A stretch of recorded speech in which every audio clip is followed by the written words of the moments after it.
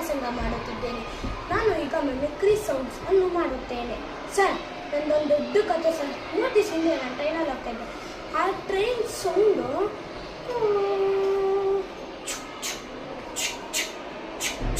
ಆ ಥರ ಇತ್ತು. ಆ ಟ್ರೈನಲ್ಲಿ ಒಂದು ಮಗು ಕೂತಿತ್ತು. ಆ ಮಗು ನನ್ನೇ ನೋಡ್ತಾ ಇತ್ತು. ನಾನು ಆ ಮಗುವನ್ನು ನೋಡ್ತಿದ್ದೆ. ಆ ಮಗು ಒಂದೇ ಕಿತ್ತ ಅಳೋಕೆ ಸ್ಟಾರ್ಟ್ ಮಾಡಿಬಿಟ್ಟು. ಅಳು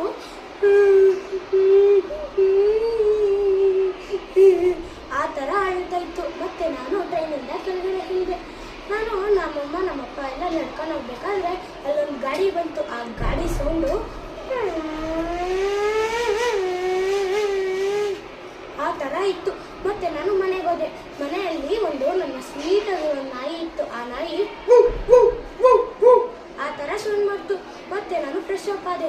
ಆ ಗೋಡೆ ಹತ್ರ ನೋಡಿದೆ, ಅಲ್ಲೊಂದು ಅಲ್ಲಿ ಇತ್ತು. ಆ ಅಲ್ಲಿ ಆ ಥರ ಸೌಂಡ್ ಮಾಡ್ತು. ಮತ್ತೆ ನಾನು ಊಟ ಮಾಡಿದೆ. ಅಲ್ಲಿ ತೋಟದ ಹತ್ರ ಹೋಗ್ಬೇಕಾದ್ರೆ ಅಲ್ಲೊಂದು ಬೆಕ್ಕಿತ್ತು. ಆ ಬೆಕ್ಕು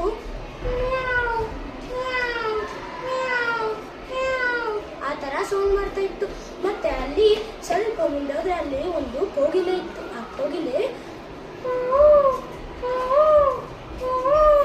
ಆ ಥರ ಸೌಂಡ್ ಮಾಡ್ತು. ಸ್ವಲ್ಪ ಮುಂದೆ ಹೋದ್ರೆ ಅಲ್ಲಿ ಒಂದು ನವಿಲಿತ್ತು. ಆ ನವಿಲು ತನ್ನ ರೆಕ್ಕೆಯನ್ನು ಬಿಚ್ಚಿ ಆ ಥರ ಸೌಂಡ್ ಮಾಡ್ತಾ ಇತ್ತು. ಅದ್ರ ಪಕ್ಕದಲ್ಲಿ ಒಂದು ದೊಡ್ಡ ಮರ ಇತ್ತು. ಅಲ್ಲಿ ಒಂದು ಹಾವಿತ್ತು. ಆ ಹಾವು ನನ್ನೇ ನೋಡ್ತಾ ಇತ್ತು. ಅದು ನನ್ನಿಂದಗಡೆ ಬರ್ತಾ ಇತ್ತು. ನಾನು ಬೇಡ ಬರಬೇಡ ಅಂತ ಹೇಳಿದ್ರು. ಅದು ನನ್ನಿಂದ ಬರ್ತಾ ಇತ್ತು. ಆ ಸೌಂಡು ಆ ಥರ ಸೌಂಡ್ ಮಾಡ್ತು. ಮತ್ತೆ ನಾನು ರಾತ್ರಿ ಆಯಿತು. ಮನೆಗೆ ಬರಬೇಕಾದ್ರೆ ನಮ್ಮ ಮನೆ ಪಕ್ಕದಲ್ಲಿ ರಂಗಣ್ಣ ಅಂತಿದ್ದಾನೆ. ಆ ಹೆಣ್ಣ ಹತ್ರ 2 ಮೇಕೆ ಇತ್ತು. ಒಂದು ಹೆಣ್ಣುದು, ಒಂದು ಹೋತ. ಆ ಹೆಣ್ಣು ಮೇಕೆ ಆ ಥರ ಸೌಂಡ್ ಮಾಡ್ತು. ಅಲ್ಲಿ ಪಕ್ಕದಲ್ಲಿರುವ ಹೋತ ಆ ಥರ ಸೌಂಡ್ ಮಾಡ್ತು. ಮತ್ತೆ ನಾನು ಮನೆಗೆ ಬಂದೆ. ಮನೆಯಲ್ಲಿ ರಾತ್ರಿ ಆಗಿತ್ತು. ಮಲ್ಕೊಂಡೆ. ಅಲ್ಲಿ 12 o'clock ಆಯಿತು. ವಿಚಿತ್ರವಾದ ಸೌಂಡ್ಸ್ ಬಂತು. ಆ ಸೌಂಡು